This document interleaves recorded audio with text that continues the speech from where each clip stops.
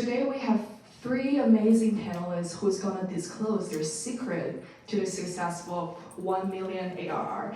And in this amazing event, I wanna give a time for every single panelist to briefly introduce their name and their background. And let's start with here.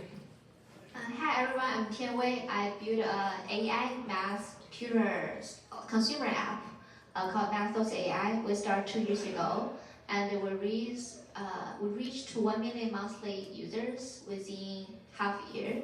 And now we keep having like over 1 million users, and we crossed a few million ARR, a million ARR last year. So I have been experienced doing UGC, SEO, a lot of growth tracks organically for this consumer company. Thank you.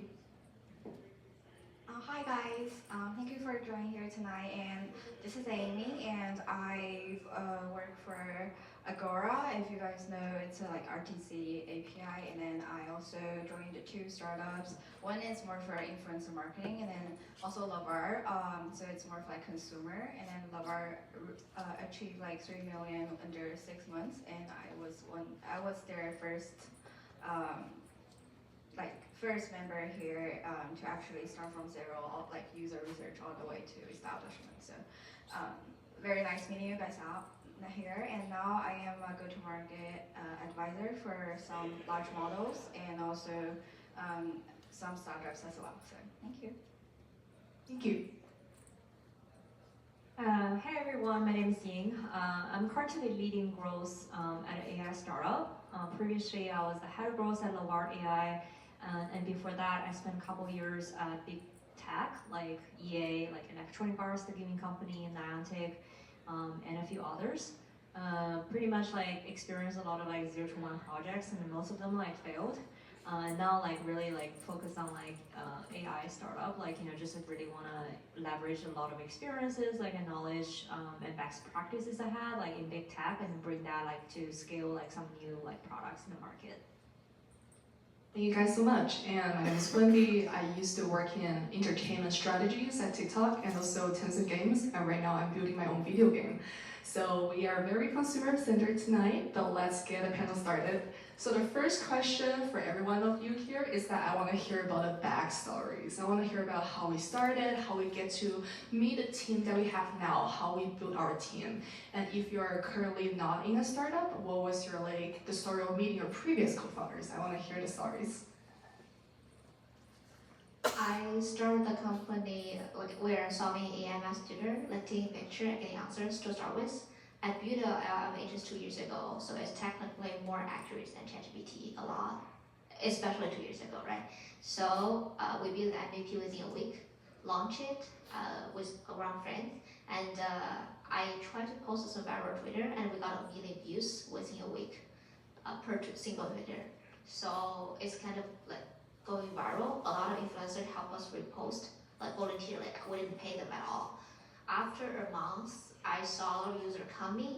They're saying they saw us from some WhatsApp group, Telegram group, whatever. Like I think because of the viral Twitter, people repost to a lot of places. So we start like I think it was a week, going viral a month. And after that, we are lucky, right? Going viral definitely means you're lucky. If you're not lucky, you won't be able to go viral at all. So we're lucky we take the traction and try to build actual moat. And fundraising go through YC and raise a lot of money. Till now, it has been 2 years. So yeah, it's really faster. So I actually met with Lavar's founder through investor. So their investor really, because Lavar was, it's also from a Chinese company called LibLib, and then they're more like corporate based. And then the founder and also the investor was telling me that they're trying to build an overseas product, but they didn't do that well with their previous projects, and they want to have another shot. And then they prefer someone who has been experienced like more locally and then actually understand the ecosystem, the people here. And I had a bunch of conversation with them because as you guys might have experienced that a lot of startups within China, they wanted to go overseas, but they're not really determined, or they don't know like how to actually support the community here. So, and then after very like they're very concrete about how solid they want to actually try this, then yeah, I think you need more than just coffee chat to find a co-founder. You actually need to spin off and then do some projects. Because even before Lavar, we tried some other format of the project with a lot of user interviews, and obviously that doesn't really work because the ecosystem here, with the design, there are Figmas, there is like Pulcray, all sorts of things. It's all very, very complete ecosystem. So yeah, so but after that, and then test out everyone's temper and then their working style, then maybe you will find the right person. So that's kind of my co-founder story. Yeah. That's awesome. It takes a lot of real life working together to figure out if they're really compatible. I got to know my current founder through very cliche investor friend. So that's not a story I want to tell. Which is very different from Amy's, because we spent some time together at Loire. The way I met the team back then was through community event. I was actually attending a free pick event. I was really close to a couple of folks there, and then I met the Loire team there, and then we really clicked, and then I started running community events for them for over the course of a month. And the first event was basically collaboration with Freepik. So I guess I think in current market we used to at least we used to know people through network, through or interview process or whatever. But right now there's so many different ways for you to get connected with teams. Community event, there's so many hackathons or web coding events or different kind of occasions. You definitely can connect with the team, and then it feels really natural because the reason why you show up at an event because you believe in one value, and then at that moment you have something in common, and then if you feel oh there's really more common or enough common values for you to share, and then it might actually be a good fit for each other. Yeah, That's amazing. That's why we go to events and events like this. Put people together. That's an amazing story. So here comes my second questions for you all. Since we're talking about marketing, moving on to the topic, what is one marketing channel that you rely heavily on to reach high growth, and why do you select that marketing channel? As we originally go viral on Twitter and people reposting, and a lot of users come to our website. We reach 800K monthly visits within 5 months, I think. So we have a good basic for the baseline for the website. So we start doing SEO. Actually, we start SEO after a year. So in the first year of my startup, I have no experience doing growth at all. I'm coming from research background, so I don't know growth at all.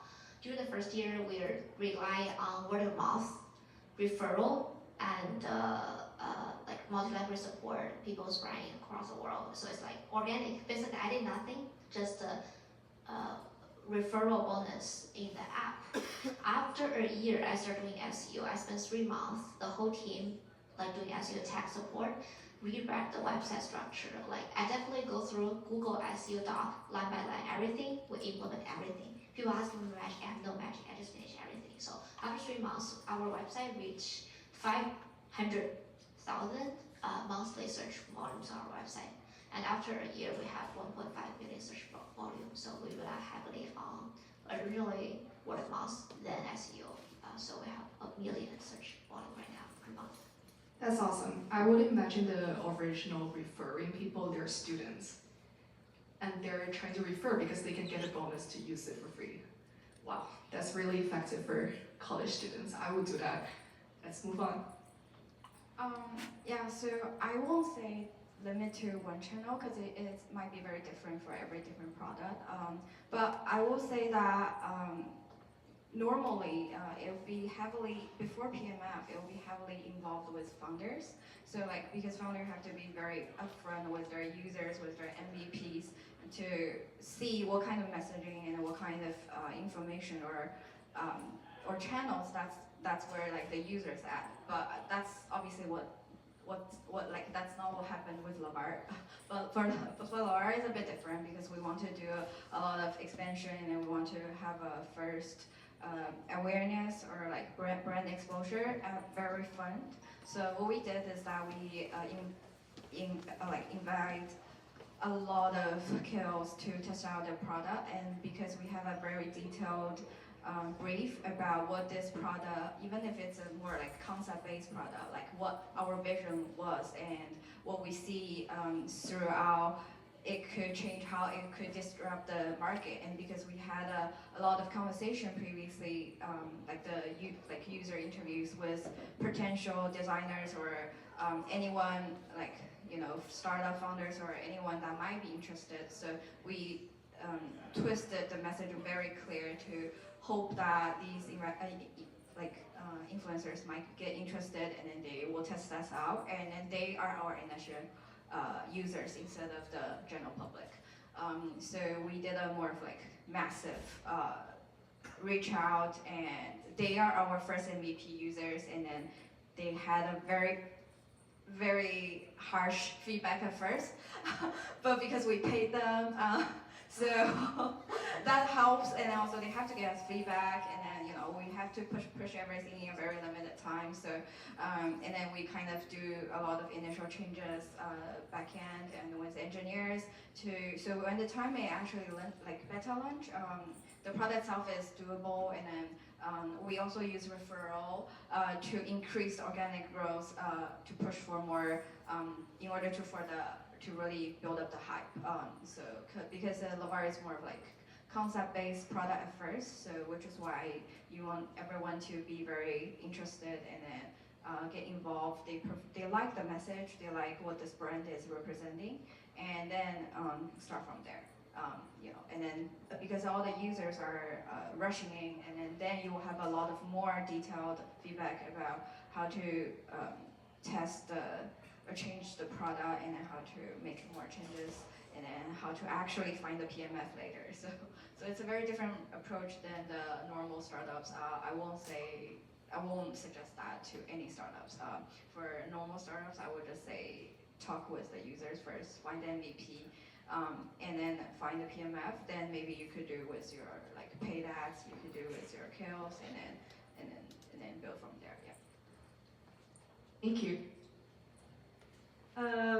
Prior to like AI, like this kind of like I actually got in touch with like Mana's team, organized the first like couple events for them, did a lot of like community stuff, and then like Lavar AI. Like before all of this, like my background was more like data driven, like product led growth, because I used to be a product manager for growth, and that means like I was a bridge between like product and growth, like product and marketing. So like I did a lot of features at the same time, like be part of a lot of campaigns, like how to measure and how to support some like if you guys play games, like live streaming, those kind of integrations. And then I think since I started my like AI startup journey, I realized the content is actually very important. Like before, like growth, because growth is more like data driven. Like when you talk about growth, it's already like let's talk about KPI, let's talk about number, let's talk about results. But before all of this, like we need like a really great brand, we need a great story, we need to convey people like this is our value, you should believe in that. So everything combined, like there's PR, there's like a different like creator marketing, but like I feel like it's actually the most cost effective way and the most genuine way is like for any startup to create their content themselves in-house. And oftentimes it's like we talk about like building public. Why? Because it's like founders themselves, like building content themselves, and it works because that moment you create this connection with your users like immediately, and it feels really genuine. So right now, like at my current startup, like before like in any paid ads or something, is like I spend a lot of time like doing content. That means that I need to do content myself. I need to learn a lot of like study a lot of like trending themes on TikTok, like Instagram, and then like see like what's actually could help us like go viral. What the story could be, right? Like what kind of template and what kind of music kind of like works, right? Like, but what I'm saying is not like we just like copy and everything. It is like that. It's like that. But instead, it's like what kind of things can actually combine with our product and value, and see like how we actually can create a story ourselves, like using those kind of like tricks. So I guess like I think from like traditional like very data driven like doing this and then it's gonna lead this number, and now like I fully believe like you have to tell a good story before you talk about like numbers, like how to convert users. Wow, those are amazing answers. And to summarize everyone's answers, I see a lot of answers that mention social media, no matter it's TikTok or Reddit or on X, that we heavily rely on to get content out and to get a message out. So since we're talking about social media and virality, let's talk about, in your experience, what is something people misunderstood about virality? And think about a moment that when you reach that virality moment, and you're thinking like, wow, that's a lot of likes. People are liking this. What are some common misconceptions about virality? I think variety is definitely engineered. You can plan a variety launch. You can, and good posts get the views they deserve. And in order to get views, you have to provide value to your users. So I think there are two. I think on Twitter it's more obvious. You have to provide some value and engagement. I think the harder part is how to do TikTok and Instagram viral growth on for consumer app. And in order to be effective, you have to achieve like tens of millions, 30 millions views per month across Instagram and TikTok. In order to do 30 million views, from my experience, from me and my friends, a lot of companies' successful story, in order to achieve 3 million, you have to post 3,000 videos per month. That's how they achieve 3 million. Because that's the base, like 3,000, and some of them, like 2% maybe go viral. Oh, I think at most 2%.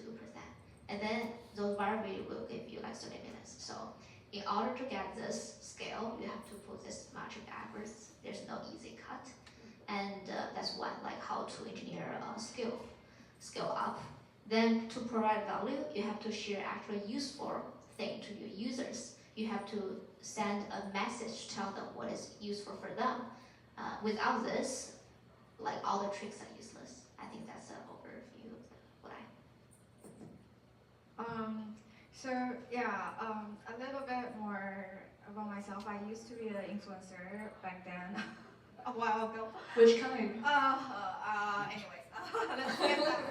Yeah, I have like 2 million followers, but I'm not a person in front of the camera. As you can tell, I'm not really interested in being in front of camera. What are you talking about? You are interesting. But I'm the one behind like all the script and then everything. But what we realized back then, so we had like 2 million followers within 6 months. But what we did is that, what we realized is that you can there is some like critique rules that you have to follow. For example, like for TikTok, you have to be short. Like you have to set, like the key message should be at front, and then like you get 3 seconds of attention, and you have to grab them, sort of things, and then like visual wise, how to really stand out. And then maybe try steady sometimes, sort of things. Anyways, but besides that, I think the other things is that it actually really matters to the algorithm. So different platforms, for example, YouTube, TikTok, Twitter, for example, they have their own algorithm that what kind of content they prefer, and then in what way, and then like for reason, like for this week, or maybe it will have, it's not the same thing for the next week, or even for today, for like at this period of time. So that also, you have to try to see the sequence of that, and then try to grab that, and then the only way to do it, or even read it, and then the only way to do it is by practicing, and then really sense that, and then you're able to know, okay, so I can see this is going to be the trend, and then we're gonna take this train, and then whatever sort of thing. So that's very key to actually trying for go viral. But other way of doing it is quantity. The more you do it, not even just within this one account, like the more accounts you have, you could really hacking through the algorithm in some way, but also follow the rules of the algorithm, so don't have repeated content directly. But with AI, you could get solved with that a lot, and also even with AI, like, some platforms don't really like it, so test it out and then kind of goes around it with it. So all sort of thing to really hacking the algorithm. Yeah, so I think that's my strategy of actually go viral. Yeah. Wow. So yeah, like what she said, so it's kind of engineered, not really. So you kind of pre-plan this, yeah. I fully agree with Tianwei's point. Is like when you think about like any content going viral, like, it definitely brings the value. I think one thing I want to add, like people don't often think about that, is like value means different things, or it could be different values to different people. Sometimes value is not like, hey, you know, this is our product, this is our product's name, and this is what a product can do for you. And sometimes it's emotion. And people like feel like, oh, when I see your product, I feel resonated. And currently, my product, the product I'm working on is more like closer to people's lives. And oftentimes, I feel like people like this product. It's not because like it's really really useful, it's functionally useful, but like it's actually creates this emotion. Like people just like, yeah, like you know, whenever I use product, it brings me this kind of life experiences. I really enjoyed it. So that's something like, again, like people, I think oftentimes like a lot of like, you know, marketing or growth practices are feel like really transactional, like we do this and then like we see this result, but you know, sometimes there's like something behind the scene, like, you know, people actually like a product because like emotion resonation it creates. Yeah. So emotion, quantity, and quality. I think those are the very important things in social media marketing. I actually want to jump on the question too because I used to run social media for like companies like Skydance, PUBG Mobile, a lot of like the big entertainment brands. And I think like in today's economy, I think like I used to work in a Chinese startup and they were trying to push their product overseas. And they were really worried about what a community feels about their messaging here. And back then we do a lot of localization, translating, figure out what Americans like, right? But right now in this economy, I think that has been changed because the global viewers, they're treating content very differently. They don't think that much about the differences in content communication anymore. That's why when you go on TikTok, a content that goes viral in China is very likely to go viral in America as well. So a good piece of content, if it's good enough, it should be able to be put on any social media platforms and go viral. And I think that's like one of my take when going on TikTok every single day. It's just like, oh, I saw this on Douyin too. I saw this on Little Red Books because they're everywhere. A good piece of content gets shared across media and across different audiences. So let's get into the next question. So in your experiences, what is a signal in early product iterations that show that your team has actually reached PMF? Product market fit, we all have talked about this in Silicon Valley. There's so many signals, but what was that one signal for you that you're like, oh, we got it? I think company at each stage has different PMF. We reached first PMF last year. We're profitable, growing quickly. We're working on second PMF. If we don't solve this, we won't be able to succeed after a few years. We'll disappear next year, right? So for first PMF, I think people keep converting, and the retention is like 90%, 80 or 90, right? At least. So, and keep growing. I think that's a good signal for PMF. And you can just keep selling the same message to like millions and millions of views. That's PMF for first time. Yeah, I do agree. I think retention must be, I mean, I won't, like 80 or 90% is quite high. I was gonna say like 40 is enough for the first time. Yeah, like for like the new startups, and then like a bit more than 40, but also like they are willing to pay for it for sure. So like the 40 is like, okay, so they're high, a lot of them are willing to pay. Also, you get a lot of complaints. That's also a good sign. They're telling you that, oh, this doesn't work, that doesn't work on Discord, on Slack, whatever that is.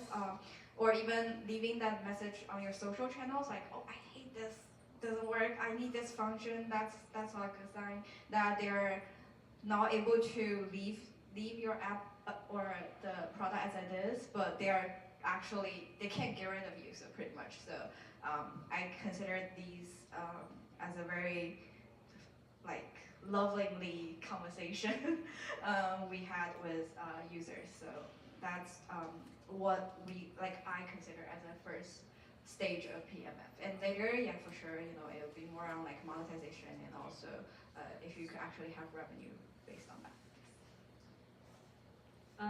I mainly look at retention.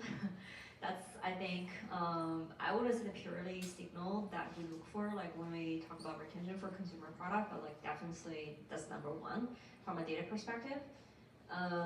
I did spend like 2 years at EA, and one project I was on, like co-development with Tencent. It was called Apex Legends Mobile. Like that title had huge IP, huge fan base, but it was cancelled at the beginning of 2023, which hit me really, really hard because I feel like, yeah, it had everything you could think of, like, the good maker, the good IP, and the huge fan base, and everything seemed to be like working. But the main reason that it actually fell apart was like the retention was not strong enough.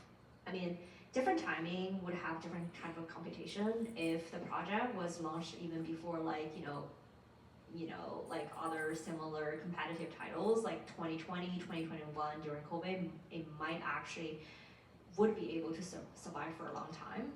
But the fact that, during that timing, specific time, like everything seems to be like great, but the retention was not there. And then, as a company, like the project was canceled. So I think it was really great learning for myself.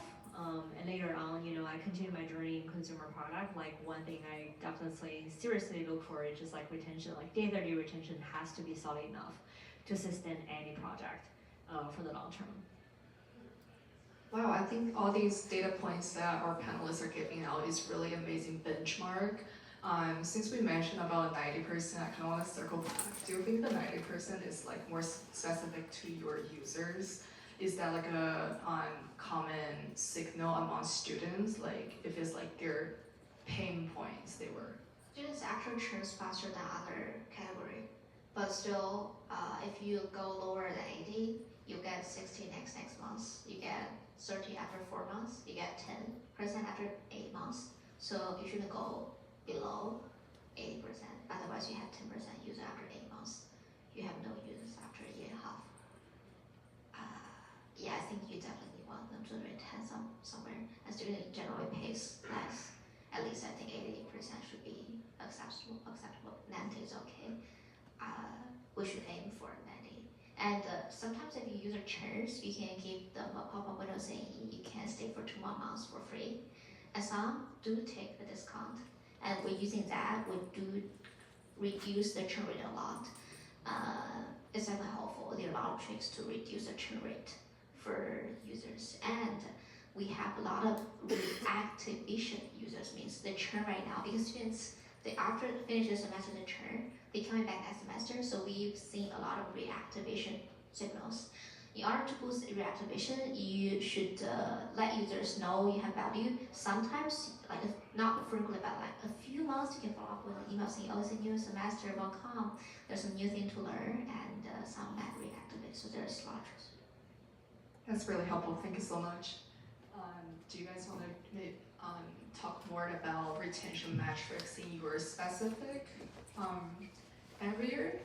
Do we see like the retention numbers being very differently among your like Lavar, like it's more to like pro users?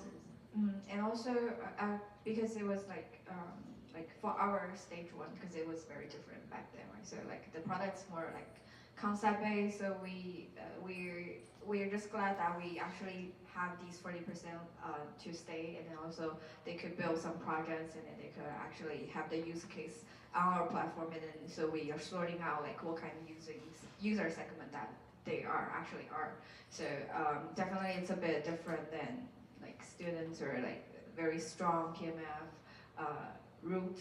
For us, it's more about like after we launch, and then we kind of find out the users and then our positioning throughout that, throughout the process. So for our approach, it was more about finding the right product positioning at first, and then really think about the product messaging at first. So it's not very specific about what this product could be doing, but more about what kind of messaging that will give people excitement, that will have the hype, that will let people interested in it, test it out. And then as long as they test it out, then they have chances to actually stay. So that's a bit more like different for our approach. I think every product is different. Right now, like a lot of AI products are, monetization based. So, I mean, in gaming, like we used to talk about like power user and also like free to play users, right? Because they're freemium. And most of the time for the projects, like we talk about like two different retentions. One is like we need those like, payers like to constantly come back, and then like the monetization can grow. But at the same time, like, those consumer products, like, we have to take care of like DAU as well, right? And most of the time it's just like 95%, or on average, like, 95% of the users are like free users. They don't really pay, they never pay, but they actually contribute to like a very important metric that, investors or like the market will look at, because that means like, how much user base you have as a project. I think it's different. I mean, there are different types of AI products, but the majority of them, I would say, like monetization based, and then it's very heavily, payer based. So it's very similar, still like different tiers, right? Like how they actually return over time. But I guess I think because of the monetization nature, so retention means different things. Like for at least like when we look at AI products versus like traditional AI working in gaming before.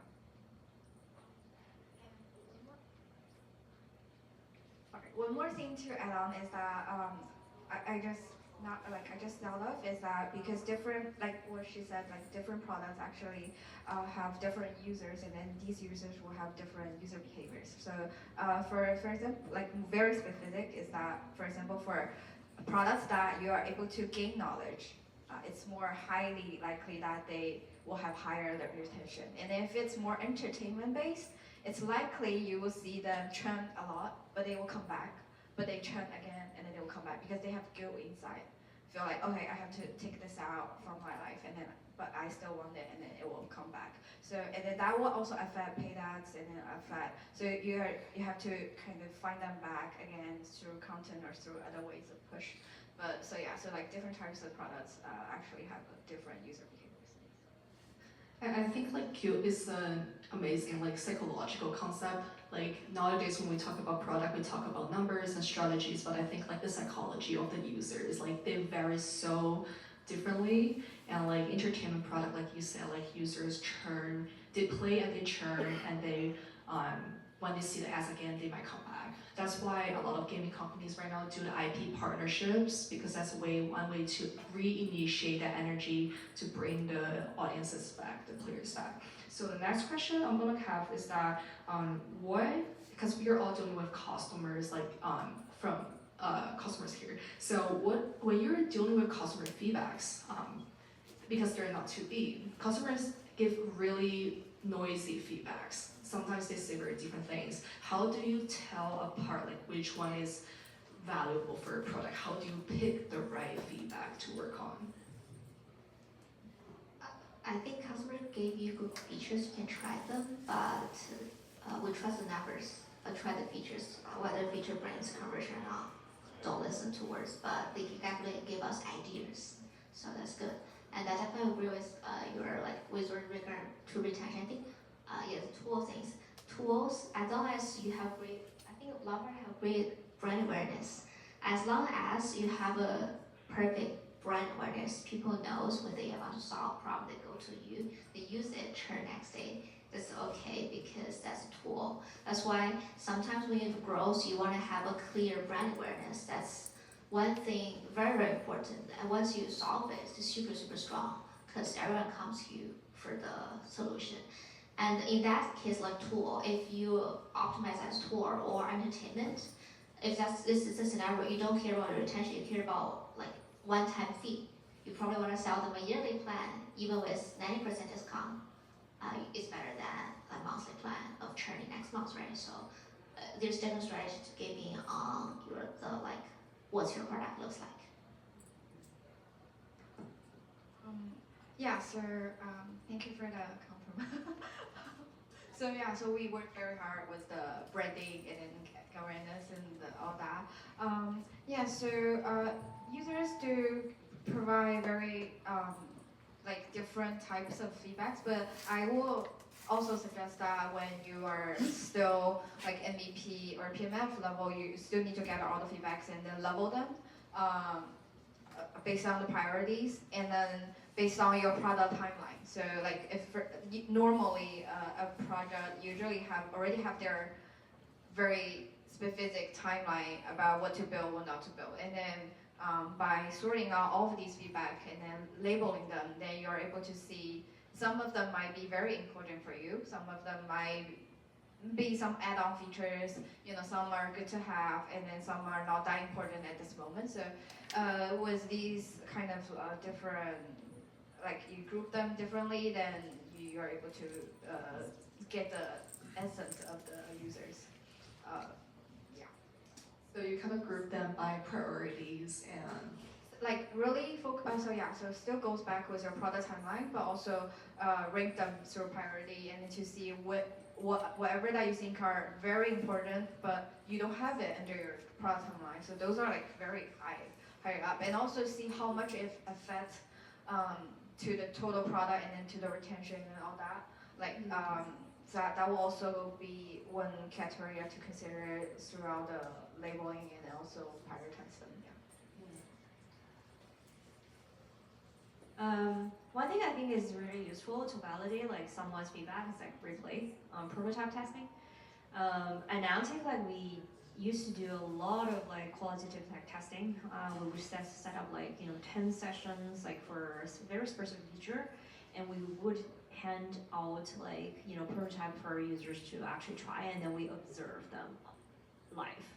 So at the moment, whatever, no matter what someone would say, I think the action is gonna dictate where we're gonna look at, how they exactly feel about a feature.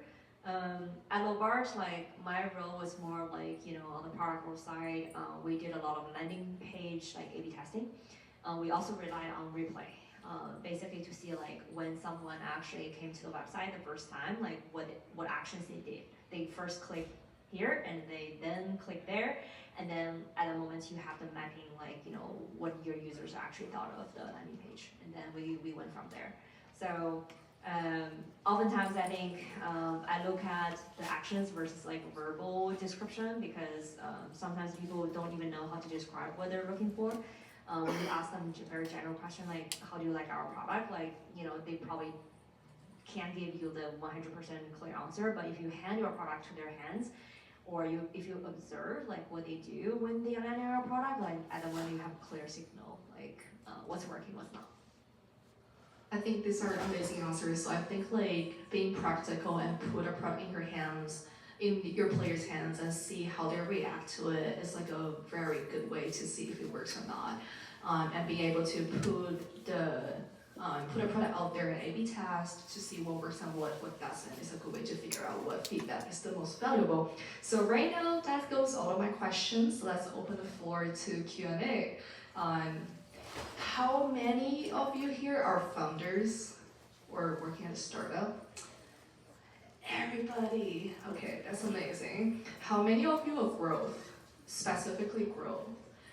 Wow. Okay. Wow. So a lot of founders and a certain amount of marketers. That's amazing. Welcome to you all. Let's open the floor for any questions from our panelists.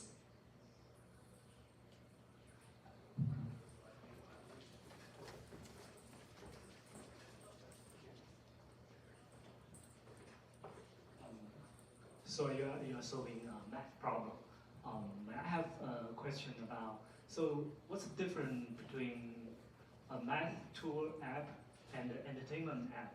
How do you find the user's mindset difference? And how do you have kind of insight to editing, then like I said, any examples to share? We're not entertainment app, we're education app. Yeah, that's So, it. yes. So what's your question? Yeah, do you find any mindset difference from your app? Entertainment versus tool. Yeah. You think about Yes, for example, for tools, like let's say study tools, you want them to retain. So we care about increase retention to like 90%, sometimes 80. We care about renewing like month by month. Sometimes we even have weekly plan. They pay more per week, and the lifetime value is larger from the testing. So we prefer monthly or weekly. We don't prioritize yearly plan.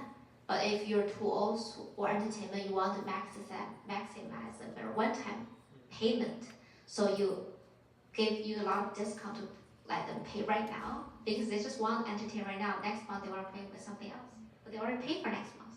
So you optimize for like discount rated plan. I think that's the difference. Okay, my second question is because math is difficult, you know. For I'm solving actually STEM. I mean, other than math, I'm solving like engineering and science. I need a lot of tools. So I think I should learn from your experience. So, do you think that if, for example, if you want to solve students or teachers, they not only solve the mathematical problem, but also maybe robotics, electronics. So what kind of challenge will you have, if you can imagine that? I mean, not only for exams, and what kind of product difficulty you will face? And then, yeah, that's my last question. Thank you. For engineering question, so we use Wolfram Alpha API to make it more accurate. We also we have a lovable for math education. Actually, we can allow users to generate any math question interactively, tutor style tools like visualizations. So we have the agent stack to generate any visualizations for any problems, including more complex like engineering problem. For engineering problems, we use Wolfram Alpha API to make sure it's accurate. Sometimes even if you display Wolfram, people feel confident. So you have to like use something people trust, make them trust your product. Yes. Thanks for the question. Thank you, and let's move on to the next. Hi guys, first of all, thank you so much for taking the time to come share. I'm a founder of Building in Marketing Tech, and I have two questions. First is, obviously you guys have done lots of experimentation, right? I'm really curious what you have found to be the best way to structure a marketing team. So it's kind of open-ended, so you can maybe think about whether like full-time or part-time, or having like generalists, or people who have experience with UGC versus performance, kind of ads. Yeah, I'm really curious. Yeah. Every product probably will be different, and every stage is different. I can share personally. I think very early, like when there's like MVP or like initial version of the product, and then you mainly want to focus on like a brand and marketing. And it takes around like at least like 2 to 3 months. And then after that, like you probably follow up with like other channels, like sometimes like products would need like Reddit, this kind of community, like for growth and paid ads. So that's why like different stage, like you probably have different teams. But I would say early stage team, like I always encourage like founders to like even do things yourself, do course yourself, because if you go through that stage and if you have a lot of like learnings, and you can actually figure out like how to maximize the impact like by hiring people. And also like for example, like I'm the first like growth hire at the current like AI startup. Like I would do or try a lot of like experiments myself, and then once I have my own framework, I probably start hiring people to basically expand my team to be like 3 to 5, and then double down on those channels that will work. And oftentimes at the beginning, like for brand and marketing, like you would need you don't need like a brand manager or something, but you definitely need like someone like taking care of an influencer creator You need someone like, not full-time, maybe part-time or even contractor for content. You also need someone to like, do creatives, like we call like creatives, like those marketing assets. And then it's pretty much are these three, and sometimes company like products would require like community. For example, like Manus or Lovar, it's heavily on the community. Like you probably want to hire like full time, but it could be like more junior people. And this time, like at this point, you probably already have like 4 or 5. And then paid ads depends on like your stage. Like if you really need paid ads, like you probably need 1 more person.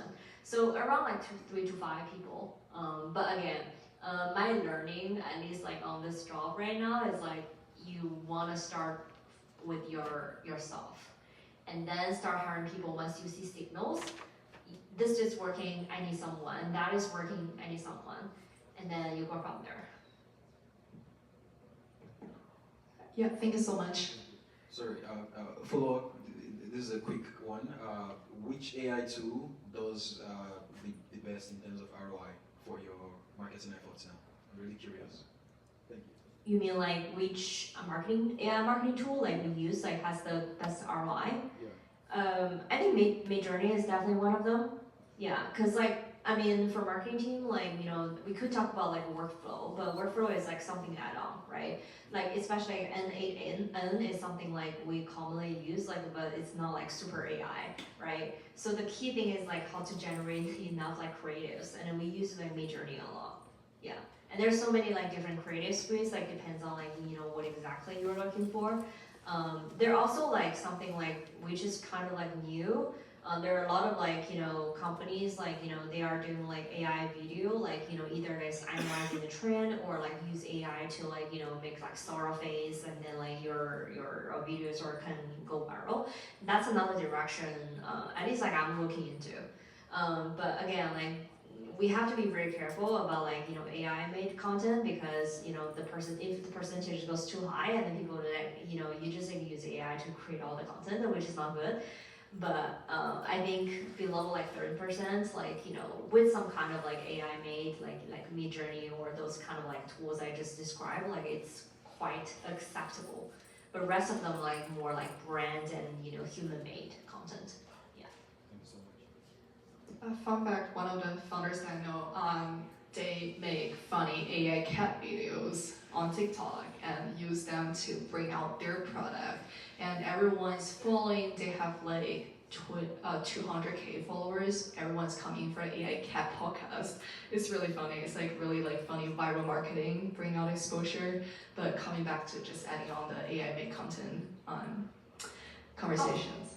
Yeah, and something that's maybe not content, sort of content based is this is a platform called PECC .ai, and what they do is they track all the AI visibilities for your product. So that's very good for GEO per se, because I think that's the new opportunities for a lot of AI startup, that to not just definitely still go with SEO for sure, but also building something else, because that's a new playground that you can actually get a lot more awareness and visibility there. And that platform sort of track all your visibility on GEO based through whatever information they gather based on your app, or product. So that's also very good one. Yeah. Okay, PECAI, they should PECC. Okay, they Yeah. should sponsor us. I know, for right? this Finally. conversation. Okay, let's move on to the next. Thank you. So I'm curious, this is a quick question for all of you. You mentioned that for the team, maybe you need someone part-time or someone junior. And one phenomenon that is not that recent, I mean, after pandemic, there's a lot of remote work. And I have seen some companies and like, we should not hire junior talent because with the same money, we can hire people more senior overseas. But usually that comes with people in the office versus people remotely, and how good can be the performance of people that is not in our same desk or something. So I would like to learn from your perspective, from all of you, is like remote, not remote, doesn't make a difference, and if you can hire someone overseas, will that make sense? Same price, I mean same cost, but more seniority. And I'm talking more on the American time zone, because now we have like a lot of supply also there. some roles like better to sit in the office or at least like 3 times, like we need more alignment. But sometimes like, you know, for example, content or video editor, these roles like, you know, when I hire folks, like I don't really require them to be in the office because I value their creativity and I, you know, trust them to have the, you know, to create the creativity like whenever they feel like, you know, it's the best setup for them. So oftentimes like for creative work, like, you know, I think as long as like we align on some approaches, I'm okay with like them like being remote. But like maybe for example, community, like I think it probably makes sense like for someone to come in house, like, you know, or at least be a local, right, to host some events. So really depends on the role. Yeah. But generally, I think for anything creativity, like it's safe to say like you should give them, you know, some sort of freedom. Thank you so much. And we have audiences in the back on.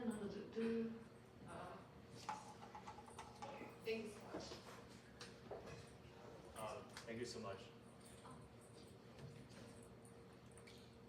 Thank you so much. I have kind of like 2 quick questions. It's kind of related. The first question is like, how did you guys find the PMF? And did you ever pivot your idea before you found the PMF? And the second related question is also like during this very early stage, how did you maybe get your first 100 customers? Is this through like outreach, like cold outreach, or some of the social media that you talk about? Did you guys pivot?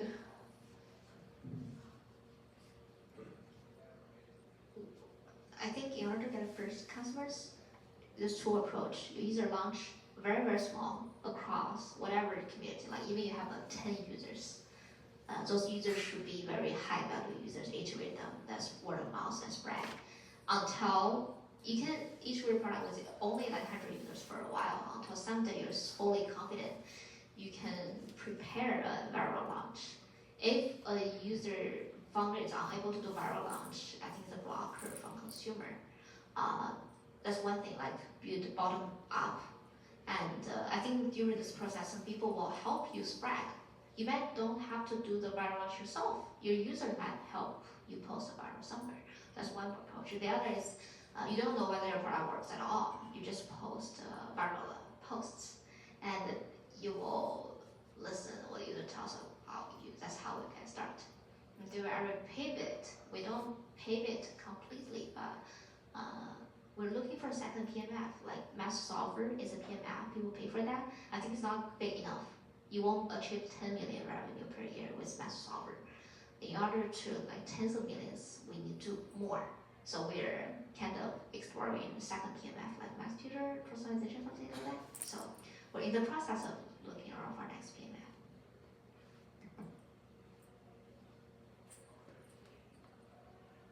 Okay, what's your second question?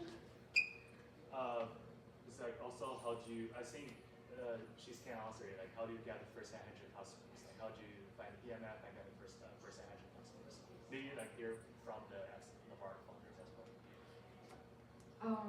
So for Lavar, we didn't really pivot as well, but we have different focus throughout different times, for sure.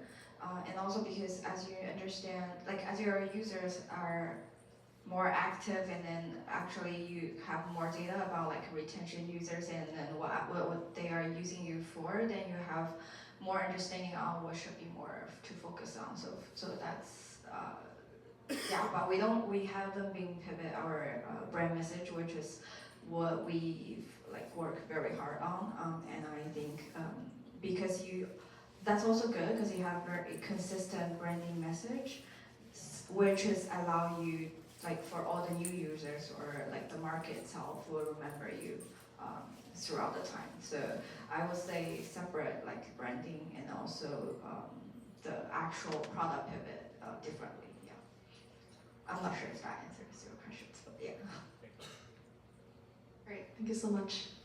I think she was first. Hi guys, just talk to the button. Hello. Hi, thank you so much for sharing. I'm Jessie. I'm also a founder for AI Hollywood platform to help people make Hollywood films within 5 minutes. So we're still in the process of building, and I just have a question about like how many free users I should get at first, like how many like free subscription I should give out in order to build up this, this buzz or this community, and what's the goal for year one for these kind of like subscription-based AI products?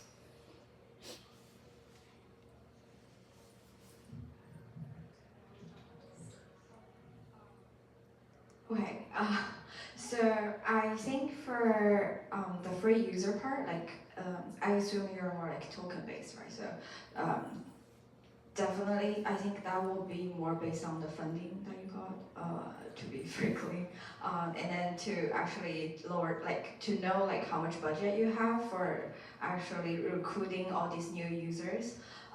Then once you sort out first like how much retention you have, you are able to see more regular numbers about like either free credits or freemium, or like how do you want to actually gain more users. But to have the initial start, give out free users, give out free credits more to the communities that you are focusing on, like creative communities, or consider yours like marketing communities or something like that. So they will it's more of your target users, and then building through them to actually see the monetization and then sort out that. Yeah.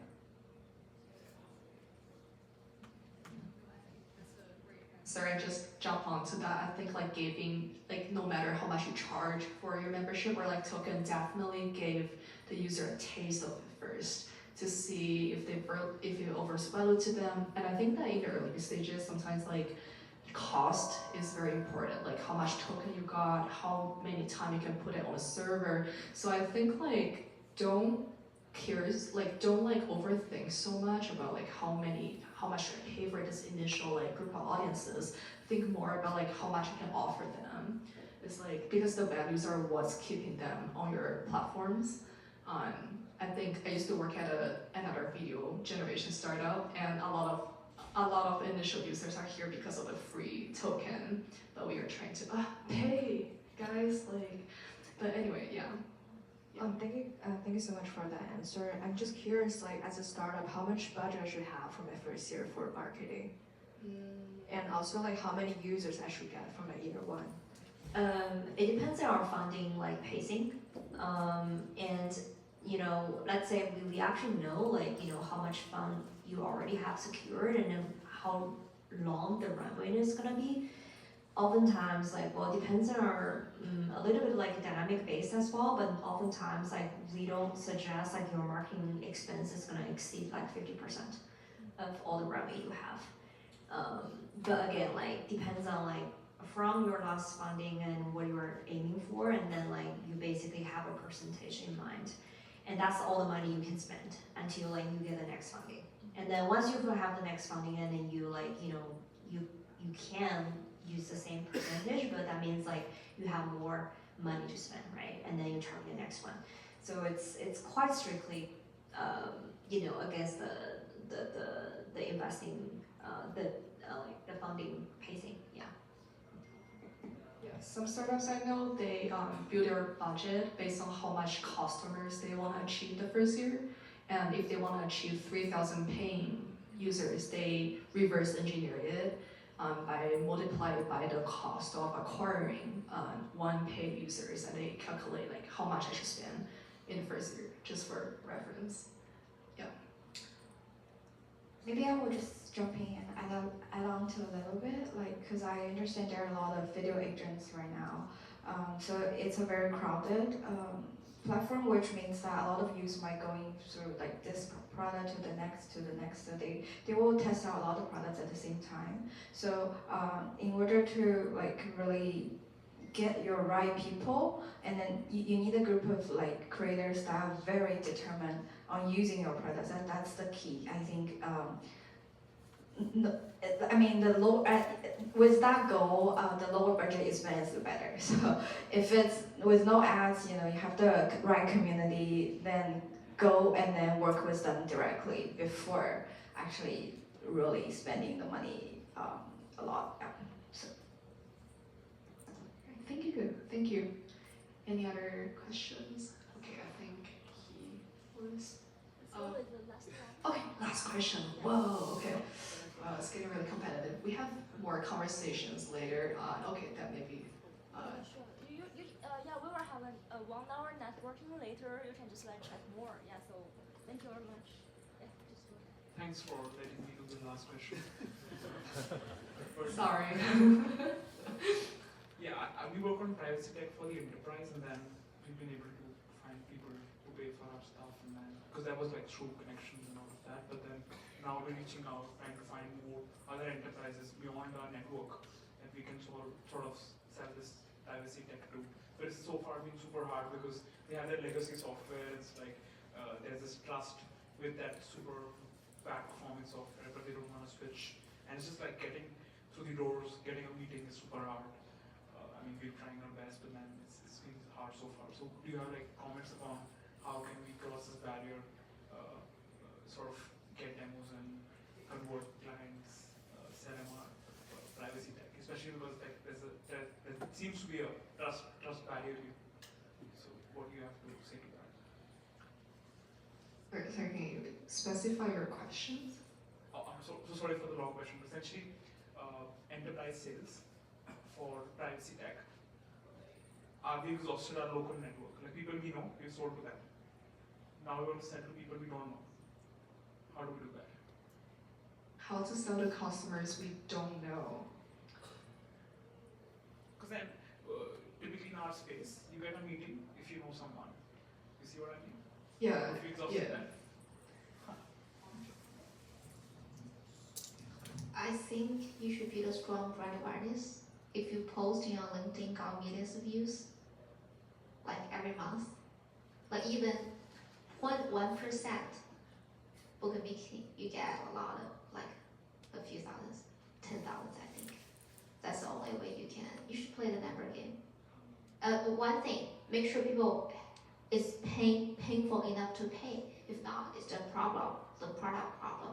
If you think your product is okay, you just play the number game. Like you should post on LinkedIn all the time, Twitter all the time. If you have a viral Twitter, enterprise sales, like if you 100,000 views, people reach out to you like more than 10,000 per day for that Twitter or LinkedIn. So you just need to go viral and it looks legit. Wonderful. Any comments on like how do you go viral for like enterprise tech in general? Because demos are like super boring.